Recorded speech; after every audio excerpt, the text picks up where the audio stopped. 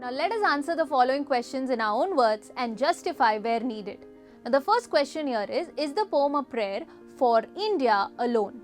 Now if you remember the line from the poem where the poet says where the world has not been broken up into fragments by narrow domestic walls. Now in that particular line, the poet talks about the entire world. So we know that this poem is not just for India, it has a universal appeal.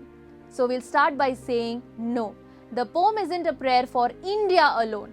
It is a universal plea that holds good at all times and for all nations of the world. Now moving ahead to the next question. What should the words we speak reflect? Now in this particular line, the poet says where words come out from the depth of truth. So here the poet talks about truthfulness. So our answer should be the words we speak should reflect our truthfulness. Now moving ahead to the next one. What should people keep on widening? How can it be done? Now in this line where the poet says, where the mind is led forward by thee into that ever widening thought and action. So here we are talking about the widening of thought and action. How can it be done? In the previous two lines, the poet tells us that we should be logical in our thinking, we should be rational, we should abandon, we should let go of our superstitious beliefs. That's when we can move ahead, we can progress in life. So we'll write our answer by saying that people should keep on widening their thoughts and actions.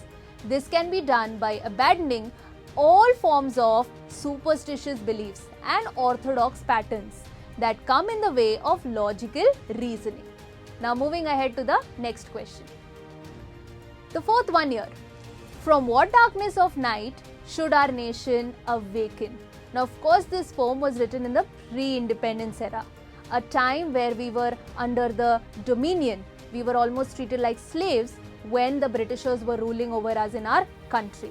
So that is what we have to come out of. So based on that, we'll write our answer. We'll start by saying that our nation should awaken from the darkness of captivity and slavery of a foreign rule, of superstitious beliefs and discrimination. So when he talks about the world being broken up, he talks about the differences that we have created on the basis of caste, creed, religion.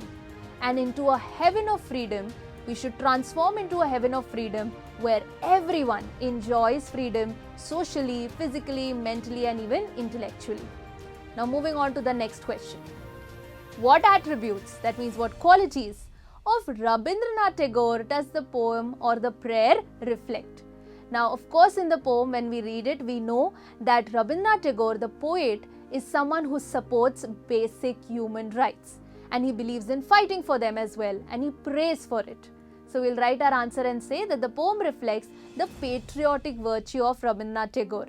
He comes across as a supporter of human rights and a firm, a staunch believer or an advocate of liberty in all its forms. And we put a hyphen and mention all the 4 forms of freedoms: political, social, mental and intellectual. Now moving ahead. The sixth question over here is, what effects does the repetition of the word where at the beginning of each line achieve? Now most of the lines in the poem begin with the word where, which indicates an artistic effect of the poet where he is using anaphora. Another thing that you notice is that maybe the poet is trying to create an emphasis on the word where he is talking about the kind of place that he expects his nation to become.